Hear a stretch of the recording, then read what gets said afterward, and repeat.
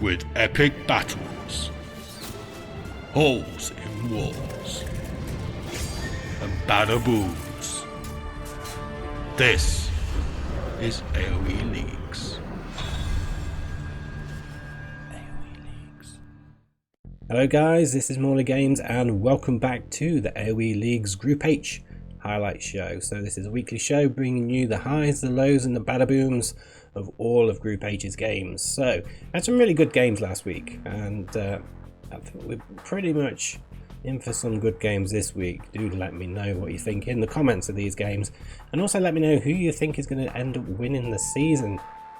So week 1 saw 3 wins with 3 valuable points getting on the table for each one of those players. These were Scooter for Life beating Brave Sir Robin, Tomo beating The Last Bender, and Choco Mellows beating KTK. Patch 2412 and Fantafart was a tie, giving them 1 point each. So moving into week 2, let's see whether Brave Sir Robin, The Last Bender and KTK can get some points on the table. We'll see if Scooter for Life, Tomo and Choco Mellows can keep up those valuable wins. And we'll see if a patch 2412 and Fantafall can get their first win of the season. So the first set we're going to be looking at this week is Fantafall versus Brave Sir Robin. Both players looking to get the first win of the season, with Brave Sir Robin looking to get his first points of the season.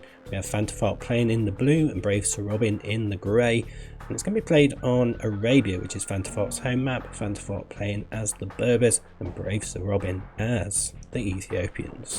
So the game started with Fantafart trying to go on a bit of a scout rush and Brave Sir Robin just spending the time defensively, getting some walls up and making some defensive spearmen. Fantafart eventually found a way into the enemy base. There was a hole in the wall that was created in order to get the army out into the open. He didn't really achieve much. He was almost took down a villager before losing the scouts. So with that sizable army that Brave Sir Robin was able to create in the feudal age, he brought them forward in the castle age, started putting on some pressure. He had a forward siege workshop, got some mangonels out, and was really starting to put pressure on the blue player. Carrying on more and more mangonels and really starting to get into the blue base. But the blue player had managed to get some defensive mangonels out and also start going on a little bit of a raid. But the knights were caught up by the defensive pikemen of Brave Sir Robin. Back at Fantafart's base, the grey player was starting to run out of a little bit of steam, with most of the army going down. And as he was running out of steam, the blue player was able to capitalise on that and started to push with various knight rushes into the enemy economy. He managed to find some holes in wood lines and was able to just start raiding in multiple areas of the grey economy, and soon enough it was just starting to get a little bit too much for the grey player to handle. Blue managed to come forward and start making a forward castle, but the grey player had similar ideas. But with that massive troops just outside the grey base, Blue was able to deny the castle. Brave Sir Robin decided to try and make another castle, which again was denied, and then the villagers came out to try and get that first castle back up, and again it was denied. All the while the blue player getting the tower on the hill, and then there was another attempt to try and get that second castle up again, and again more and more villagers going down as the castle was denied. And there's only one thing the grey player could do, and that was call the GG.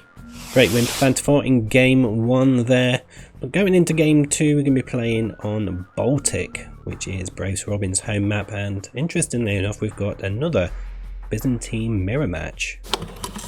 So at the start of game 2, both players trying to claim water control, but the grey player being able to get the second dock down much sooner than the blue player, and eventually was able to just totally dominate the water, being able to bring down the docks of the blue player. And blue decided to try and bring some archers forward to go on a little bit of a rush into the grey economy, but some fire galleys from the grey player just catching them, which allowed the grey player to be a little bit defensive and put a tower up, having already walled up with houses. So later on in the castle age, the blue player was just trying to withstand the barrage from the seas by getting up a castle. Grey player came forward and managed to land some mangonels, but without any supporting troops they quite easily went down to the defending camels of the blue player, although some camels being lost to the fleet. Later on in the imperial age, the blue player got quite a big mass of heavy camels together and was trying to go on a little bit of a raid, but came across a big mass of halberdier which went patrolling and ended up losing quite a few of those. But had they been patrolling, I'm pretty sure those camels would have gone down. Grey player was able to get quite a few cannon galleons together and was able to bring down a second defensive castle that was built up by the blue player, and eventually just starting to raid those shorelines, taking down town centres and really starting to clear a way for the army of halberdier that were coming forward. Eventually the grey player was able to land some villagers and start dropping a forward castle whilst those halberdier were making their way into the base. And at this point in the game, the blue player felt as though there was nothing else he could do after losing water and taking taking so much damage that he had to call the GG. So the second set we're going to be looking at this week is a patch 24-12 versus Choco Mellows. Both players having Arabia as their home map, and we'll see whether Choco Mellows can continue the fine form that he started the tournament in, and we'll see if a patch 24-12 can get their first win of the season. Playing in green, we've got a patch 24-12 playing as the Franks, and Choco Mellows playing in the orange as the Huns. Both players opening up game 1 with a scout rush. Patch 24-12 just deciding to be a little bit more defensive with their rush, making sure that they're walled up and keeping the scouts back at home. They did eventually send them forward, managing to pick off one of the defensive spearmen, and probably could have taken that fight against the scouts. So she did eventually dive in again for another attack, but Choco Mellows' fancy micro meant that he was able to avoid losing the fight. Upon reaching the castle, Choco Mellows had made some archers and upgraded them to crossbow, and came forward on the attack to try and get in and do a raid, but probably should have sent some spearmen with him. Eventually Choco Mellows did transition into cav archers and managed to get quite a good mass of them together, with the green player still going for knights, with the knights just able to catch the massive cav archers and able to whittle down those numbers and really get an advantage in this game, totally killing off all of the cav archers there. A patch 24-12 was very passive during this game. I think she could have brought them knights forward and raided that town centre, but all the waiting around just allowed Choco Mellows to get a big mass of cav archers together and become a major threat. Eventually the green player decided to go on a little bit of a raid with those Frank Cavalier, but the huge mass of Hun cavalry archers was easily able to scare them away. Eventually the orange player was able to push forward, build a castle on the hill, and use that hill bonus to good effect with the cav archers and the trebuchet attacking the castle. Green player decided to start making light cav along with the cavalier, and I certainly think perhaps a big mass of skirmishers would have been a better choice in this instance, or some siege, as the light cav didn't really pose much of a threat, and it didn't take long for Choco Mellows to start raiding the enemy economy with the hussar and the cav archers, and the only thing the green player could do at this point was to call the GG. So an impressive opening game there for Choco Mellows. Heading into game 2, again on Arabia, we have Choco Mellows playing as the Vikings versus a patch 24 as the Magyars. Game 2 started with Choco Mellows deciding to go for a drush with the Vikings, and the patch 24-12 going for a scout rush, and again keeping them very defensive. Upon reaching the castle age, Choco Mellows was able to go forward with a large mass of crossbowmen, hoping to try and kill the game off early, being able to pick off the skirmishers and micro down the knights, but the green player was able to get some defensive mangonels out and managed to cause quite a lot of damage to those crossbowmen. Quite a few good badabooms, meaning that the crossbowmen were easily wiped out. Choco Mellows came forward, got a siege workshop on the hill, and decided to try pressure in the town centre, but the green player able to force them away with those defensive mangonels. Eventually green came forward with those Magyar knights, not really being able to get into the base properly, and soon enough with the crossbowmen coming back they were able to easily pick off those knights. Getting quite a good foothold in the game, Choco Mellows came forward and built 2 castles on the 2 hills there in front of the green base, but it didn't take long for the green player to be able to bring the first one of those down, having amassed a few trebuchet, and not long after the green player was able to start pushing forward, took down a TC, but due to some poor army control the cavalier went chasing after the arbs and was shot down. Eventually the green player decided they needed to try and do something different, so decided to go on a raid with hussar, having some success, but there's quite a lot of pikemen there to be able to stop them in the tracks. But it didn't take long for Choco Mellows to start coming forward and really starting to push the green player, certainly with that Viking eco, taking down all the trebuchet, and most of the army from the green player was wiped out at this point, with trebuchets on the hill attacking the castle. It didn't take long for the orange player to start raiding the enemy economy with berserks, pikemen and arbalests in support, and meanwhile the green player, pretty much out of gold, could only make hussar as they see their town centre fall and their economy in ruins. They decided to call the GG, as there's not really much else they could do at this point to try and salvage the game. Another win for Choco Mellows. So the third set of the day is going to be Trashmaster, or Scooter for Life as we also know him as, versus the Last Bender. And game 1 is going to be on Volcanic Island, which is Trashmaster's home map. They'll be playing in the green as the Lithuanians, and Last Bender will be playing as the Indians in the red. Can Last Bender get some points on the table today? Let's find out. So in game 1, the Last Bender opened up with a scout rush as the Indians was able to kill off the starting scout from the green player. Green player deciding to play a little bit more defensively and just massing a load of spearmen. They were pretty much all that was needed to drive off the scout rush from the red player. Red did try getting in elsewhere in the base, but The spearmen were able to take a couple of those down and greatly reducing the threat of those scouts. Upon reaching the castle age, a few knights came forward for the green player, didn't really achieve too much, and eventually some camels from the red player were able to easily kill them off. Green came forward and built a siege workshop and was able to get a few siege units out, supported with defensive spearmen. Red player able to take out most of the siege with the supporting crossbow and clearing up the pikemen, and eventually the siege workshop was taken down. And then it got really interesting. Trashmaster coming forward and building a forward castle, and one castle wasn't enough, so a second one came down. Trashmaster then built a tower on the wood line, pushing the red player off the wood and really starting to cause quite a bit of disruption to the red economy. But two forward castles obviously not enough for Trashmaster, and a third castle comes down, turning this into a bit of a tower rush on steroids. And then sensing blood and wanting to cause the ultimate finishing move, Trashmaster drops another castle directly on the town centre and on the remaining wood line for the red player, giving the last bender not much choice other than to call the GG.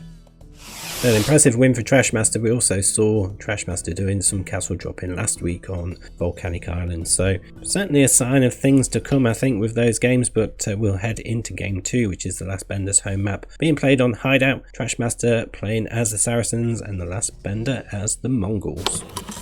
So not a lot really happened in game 2 up until the castle age, where the green player Trashmaster started to mass a little army of crossbowmen together. Meanwhile, the red player was just booming their economy and did manage to scout the archery ranges from the green player and started to make some defensive skirmishes and also get siege workshop down for defense, although he did decide to go for scorpions. He decided to try and go on the attack, going forward with the little armor that he did have to place a siege workshop right outside the green base. But by this point the green player had come around with all of the crossbowmen and was able to get into the base, as well as adding some knights as well for countering any siege units that came out. Red player did manage to get a defensive mangonel, but it wasn't massively effective. Did manage to get some good hits in, but there's only so much you can do at this point in the game, with the Saracen crossbowmen proving deadly to the buildings, ripping down that siege workshop, allowing the knights to go in and clear up the siege. And at that point, once the mangonels were all cleared, the knights came forward and started raiding the red economy. Villagers having to retreat and only a few defensive skirmishes there, valiantly fighting on. Meanwhile, just outside the green base, the siege workshop was out. There were some mangonels, but couldn't quite get pikemen out of that forward barracks quick enough to be able to defend the siege from the knights. And certainly skirmishers not being able to do a great deal against the knights at this stage, and realising that the forward base was not going to be a success along with the raiding back at his home base, the red player calls the GG, making it another 3 points for the Trashmaster.